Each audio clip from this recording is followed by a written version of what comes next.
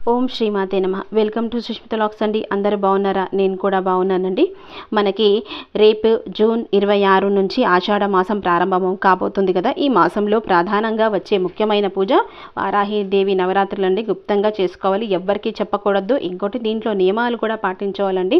9 రోజులు జూన్ 26 నుంచి గురువారం నుంచి ప్రారంభము, జూలై 4వ తేదీ శుక్రవారం అయితే ముగుస్తుందండి.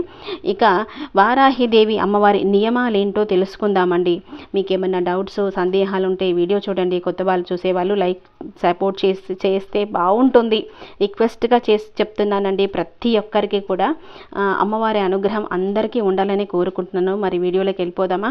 ఈ వారాహి అమ్మవారి పూజ చాలా పవిత్రమైందిగా విశేషంగా మనమైతే భావిస్తాం కదా.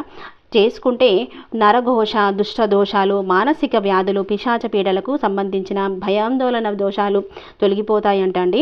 ఈ నవరాత్రుల్లో భక్తులు వారి కోరికలను నెరవేరాలని, కష్టాలు తొలగిపోవాలని ఎంతో భక్తి శ్రద్ధలతో నిష్ఠతో పూజలు చేస్తారు. నేటి ఆధునిక సమాజంలో ప్రజలు కుటుంబ కలహాలు అంటే ఇంట్లో బాధలు, దుఃఖాలు, అనారోగ్యం సమస్యలు వంటివి సమస్యలతో పాటు సతమతం అవుతూ ఉంటారు కదా. ఆర్థిక పరమైన ఇబ్బందులు, శత్రుబాధలు వంటివి అనేక సమస్యలకు ఈ వారాహిదేవి ఆరాధన చాలా మంచి పరిష్కారం అంట పండితులు చెప్తున్నారండి.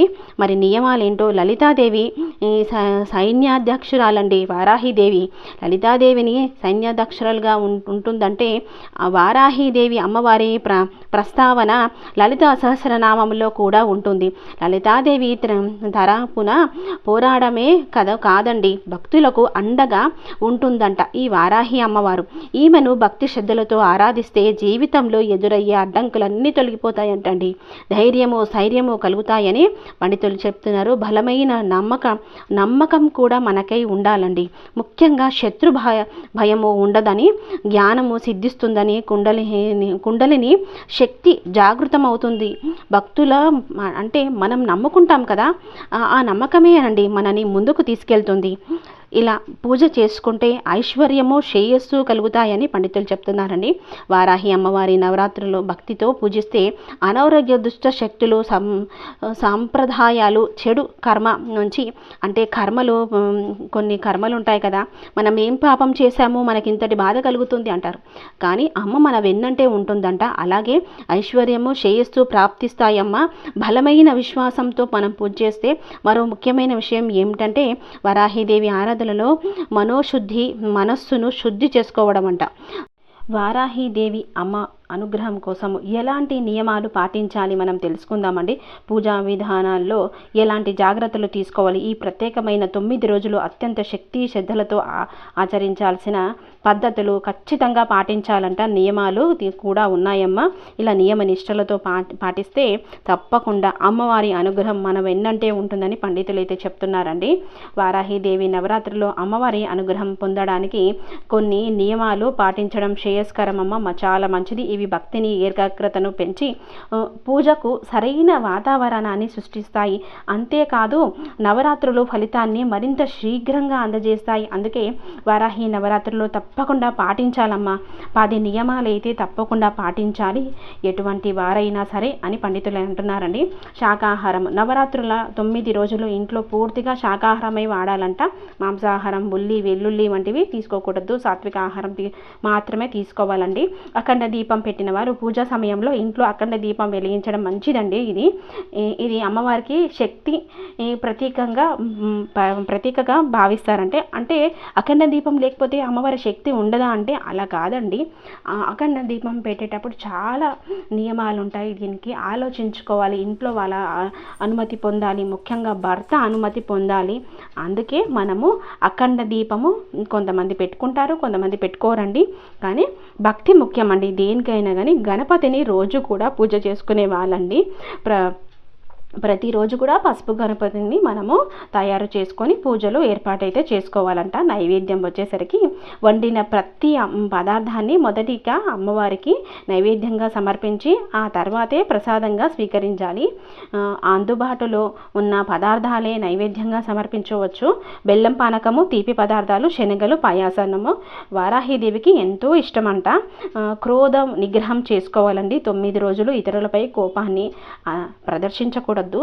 ఉండటానికి వాళ్ళు ఎంత కోపంగా మనపై ఉన్నా కానీ మనమైతే కోపద్వేషాలు చూపించకూడదు. అది కూడా పూజ చేసేవాళ్ళు. ఇతరులను అహంకారంగా కానీ మనము దూషించకూడదు, మాట్లాడకూడదు. నిత్యము ధర్మాన్ని పాటించాలండి. చెడు మాట్లాడడము, ఇతరులపై విమర్శనము వంటివి మానుకోవాలండి. సత్య ధర్మాల మార్గాన్ని మనం పాటించాలి 9 రోజులు కూడా. పరిశుభ్రత, పూజ ప్రారంభించే ముందు శుభ్రంగా స్నానం చేసి ఇంటిని కూడా శుభ్రం చేసుకోవాలి. పూజా మందిరాన్ని ఉన్నంతలో శుభ్రంగా మంగళప్రదంగా మనమైతే అలంకరించుకోవాలండి. అలాగే ప్రతిరోజు కూడా జపం స్తోత్రాలు పారాయణం అయితే తప్పకుండా చేయాలంట. వారాహిదేవి మూల మంత్రాలను జపించడం ద్వారా వారాహి స్తోత్రాలను పారాయణం చేయడం మనకి ఒక శక్తి అనేది కలుగుతుందంట. విశేష ఫలితాలు అయితే పొందవచ్చమ్మా. కూర్చొని తప్పకుండా జపం అయితే చేసుకోవాలి. అమ్మవారికి కుంకుమార్చన చేసుకుంటే చాలా మంచిదమ్మా అని చెప్తున్నారు పండితులు. సంకల్పం పెట్టుకోవాలంట. పూజ ప్రారంభించే ముందు మన కోరికలను చెప్పుకుంటూ సంకల్పం తీసుకోవాలి. పూజలో కోరికలను అమ్మవారి ముందు నివేదించడం ముఖ్యమండి. ధర్మబద్ధమైన కోరికలనే మనము కోరుకోవాలండి. నవరాత్రుల్లో రాత్రిపూట పూజ సమయము రాత్రి 7 గంటల నుంచి 10 గంటల మధ్య పూజించడం వల్ల విశేష ఫలితాలు అయితే కలుగుతాయమ్మా అని పండితులు చెప్తున్నారు. ఈ విషయంలో వివిధ అభిప్రాయాలు ఉన్న వారికి వాళ్ళ ఇష్టం అమ్మ. పండితులు చెప్తున్నారు కాబట్టి కొంతమంది ఆచరిస్తారు, లేకపోతే మాకు కుదరదండి మేము పొద్దున్నే చేసుకుంటామంటే మనం ఏమి చేయలేమమ్మా అని అంటున్నారు పండితులైతే. ఇలా వారాహిదేవి ఈ 10 ముఖ్యమైన నియమాలైతే తప్పకుండా పాటించాలంట ఎవరైతే పూజ చేసుకునే వాళ్ళు ఉంటారో. ఇంకోటి బ్రహ్మచర్యం కూడా పాటిస్తే చాలా మంచిదండి. రోజు కూడా 9 రోజులు కూడా అంటే అమ్మవారు కష్టాలని కడతేరుస్తుంది కాబట్టి మనము నిష్ఠ నియమాలతో ఉతికిన బట్టలు పెట్టుకొని ఇల్లంతా శుభ్రం చేసుకొని ఇలా పూజ మందిరాన్ని కూడా శుభ్రం చేసుకోవాలండి. లక్ష్మీ కళ ఉట్టిపడేటట్లుగా ఉన్నంతలో పూజ అయితే చేసుకోవాలంట పండితులు చెప్తున్నారండి. నేను ఏదైనా పూజ చేసుకుంటే పండితుల సలహా ద్వారానే నేనైతే పూజ ప్రారంభిస్తానండి. అందుకే పూజ నియమాలు తప్పకుండా తెలుసుకోవాలి ప్రతి వాళ్ళు కూడా, పూజ చేసేవాళ్ళు. నేను అందుకే ఈ పూజ నియమాలు ఏంటో మీకు తెలియజేస్తున్నానండి ఈ వీడియోలో. నా వీడియోకి ఒక లైక్ సపోర్ట్ ఇవ్వాలని కోరుకుంటున్నానండి. అందరికీ నచ్చుతుంది, ఉపయోగపడుతుందని వీడియో చేస్తున్నానండి. ఏమన్నా తప్పులుంటే క్షమించండి, కామెంట్స్లో పెట్టండి. ఇంకేమన్నా డౌట్స్ ఉంటే కూడా పండితులను అడిగి తప్పకుండా మీ డౌట్స్ క్లియర్ చేస్తానండి. ఓకేనా? మరి అందరూ కూడా వారాహిదేవి నవరాత్రులు చేసుకోవాలని కోరుకుంటున్నాను. అమ్మవారి అనుగ్రహం అందరికీ ఉండాలండి. అందరూ బాగుండాలి, అందులో నేను ఉండాలని నా కోరిక అండి. మరి నెక్స్ట్ వీడియోలో కలుద్దామండి. ఇంకేమన్నా డౌట్స్ ఉంటే కింద కామెంట్స్లో పెట్టండి. పూజ గురించి అయితే తప్పకుండా రిప్లై ఇస్తానండి. సందేహం వద్దు, పండితులను అడిగి నేను చెప్తాను. ఓకేనా? మరి ఉంటానండి.